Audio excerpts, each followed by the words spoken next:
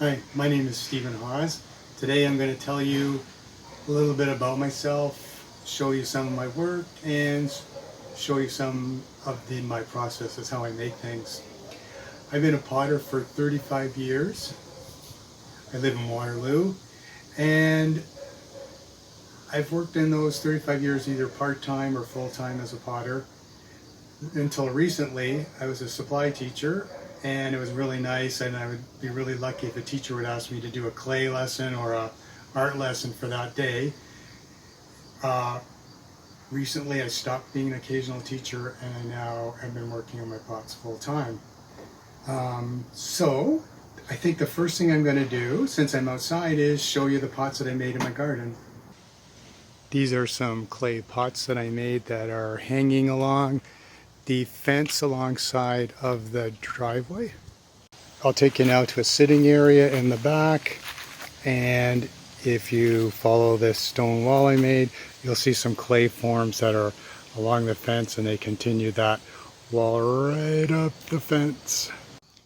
On the other side of the fence, you'll see these clay sculptures that are put on a copper piping base.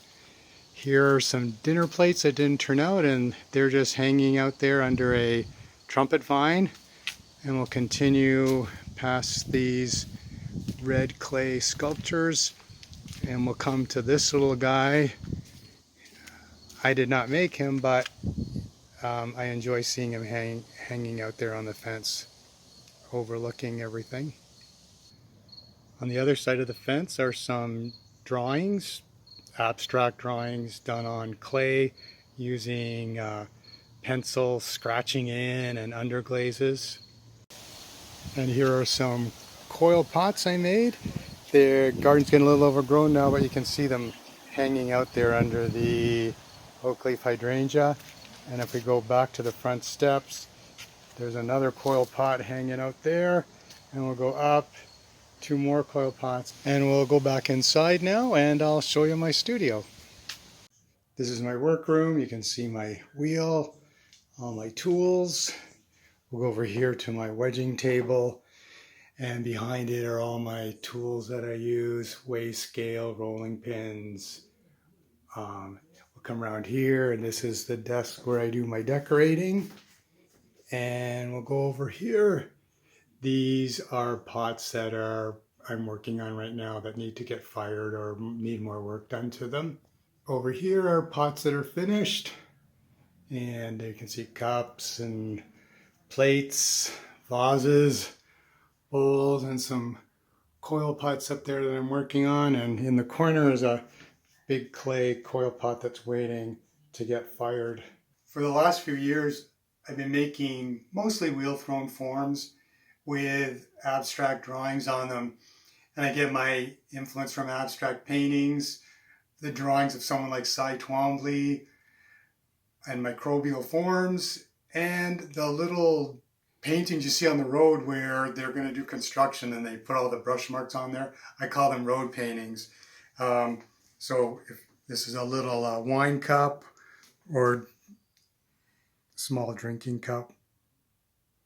And you can see the drawings and scribblings and scratches on it. And so next, I think I'll quickly show you how I make a pot like this on the wheel.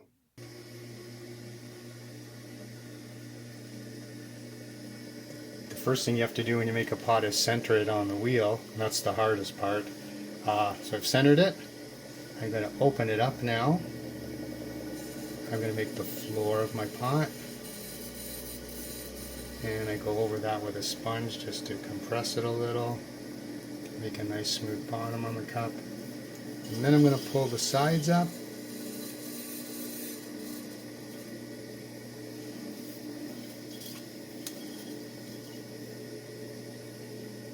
I'm going to get some water. And I just keep pulling it up till I reach where that skewer is on the side of my wheel, and that skewer will tell me the size of my cup. It's going to be 8.5 centimeters wide and 9 centimeters tall. Then I stop throwing. When it's there, I will clean up the sides now so they're nice and smooth. Lots of people like the throwing lines on their pots, but I clean everything up because I will decorate these later, as you see, and it's nice to have a smooth surface to work on. So this is basically in line with there. I will make a little edge on here, and then I'm going to stop the wheel a second, and I will squeeze this in, because all my pots have a little place where you can put your hands and hold the cup. So I squeeze it in, and then I will round it out again so that it's a little easier to drink out of. And there's my whiskey cup or small cup, all ready to be dried, and then it'll be trimmed, and I'll show you that later. Now I've taken the cup that I threw last week. It's had some time to dry. I've got it upside down on the wheel, and what I'm going to do is trim. And you know a cup's ready to trim when it feels like maybe like cheddar cheese, and we call that leather hard. So I take a Sureform tool, and what I'm doing really is just taking the extra clay off at the bottom and just cleaning it up a little bit. And I will do that, take the extra clay off, and then I use a trimming tool and trim a little bit more off. I go to the top, or actually the bottom of the cup, the top of it, and I make a concave surface. I make it concave because when you try to make it flat, a lot of times it really isn't flat, and the cup will wobble on you. So I make it concave so that it will sit still on the table. Nothing worse than a wobbly cup. Then I will take this rib and just kind of smooth it out. Get rid of all the rough spots. And go to the side. And just take all the rough spots off there. And then what I do at the end is make a little 45-degree angle here, and what that does is just lifts the cup off the table. There's a little bit of shadow on there so it looks like it's floating. So that's all trimmed, and my next step is to put some black slip on, and that's what I will show you next. I'm going to put the slip on now. This is black slip, and what slip is liquid clay that is in a form that you can brush it on, and I've added some black stain to it, and I will just make this go around, and you can see I use a banding wheel, and that makes it easier. I just have to hold the brush in one spot and then turn the banding wheel to let that go on, and I will cover this with black slip. There we go, and I'll stop there, and then when I come back, you'll see the black slip covered on this little whiskey cup. The black slip has dried now, and I'm going to put white slip on now. And it's the same thing. I turn the banding wheel and get a nice thick coat of white slip on.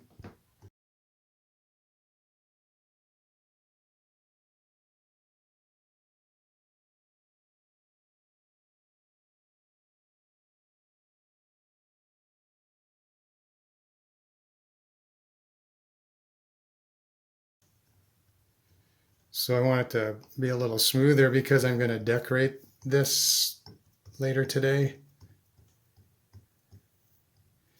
And if I'm drawing and scratching on it, I just want smooth lines so that doesn't interrupt my a line when I'm drawing on it. So that's it. So I'm going to let that dry. So the cup's ready now to have my marks on it. It's dried a little bit, and these are my tools here that I use just to make marks. So I have cake decorating tools, a pine cone, bits of metal, chopsticks, whatever I can find that makes an interesting texture. The first thing I'm going to do is maybe like a border on it, and top and bottom. And then I use this tool, which I think you use it in sewing. I'm not really sure what it does or what it's for, but it makes these nice lines. And I'll make a double border with that. And then usually I make a mark where your thumb or your handle goes in. I just might make a circle. And maybe one over here. So just a few marks just to get me going when I decorate later. And this is the end of a chopstick.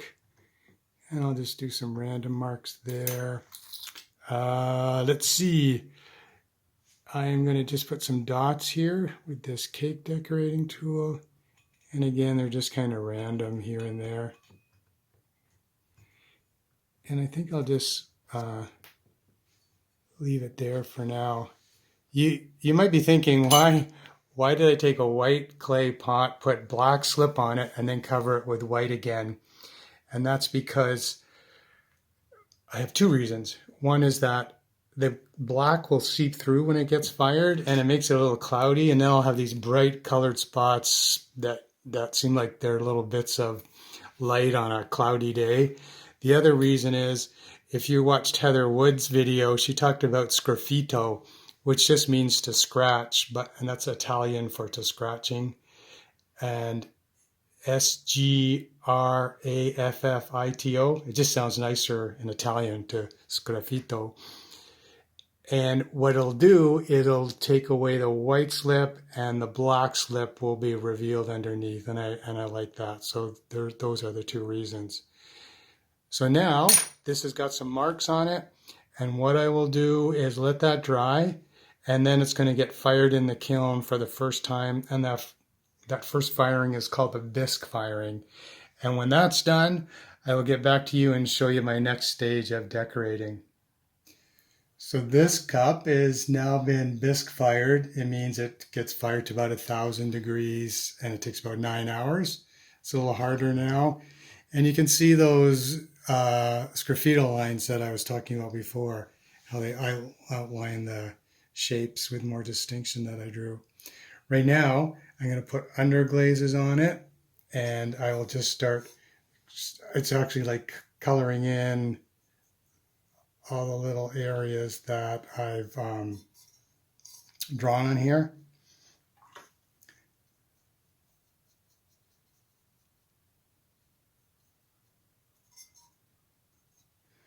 And that one's a little dark, so I'm going to take some of it off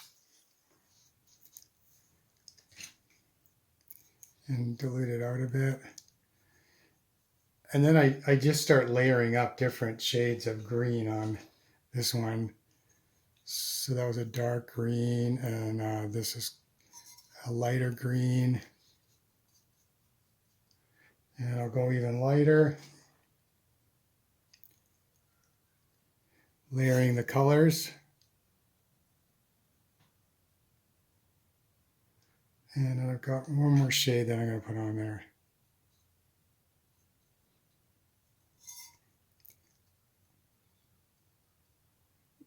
And that was that's a little thick, so I'm going to take some off.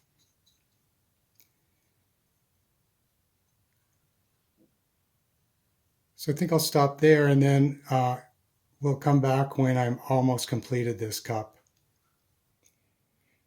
So right now what I've done is I've gone over with glaze pencil, outlining things more and doing some little scribbling, and all the areas that I did before were colored in.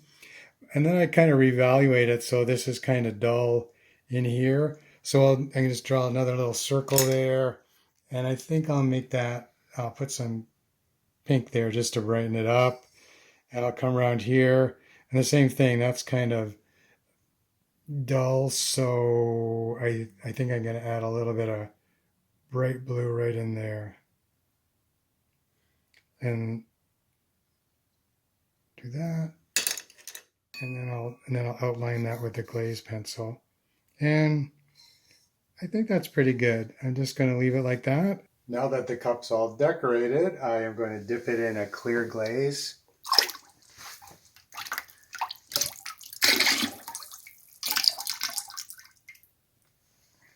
And when that's dried, I'll put it in the kiln and they'll get fired. And when I'm back, you'll get to see the finished cup. Here's the finished cup. It's just come out of the kiln and turned out okay. A cup like this with a handle in real time would actually take me about an hour and 15 minutes. I also make slab pots in addition to wheel thrown pots. This is where you roll out a slab of clay, cut out the pieces, and then reconstruct them. So it'd be like rolling out pizza dough or a pie crust. And I also keep the rounded edges you can see there, like you do when you roll out a circle of dough. I also don't cut the pieces out with any great accuracy, and that gives me a looser, less rigid form. I've also begun making coil pots.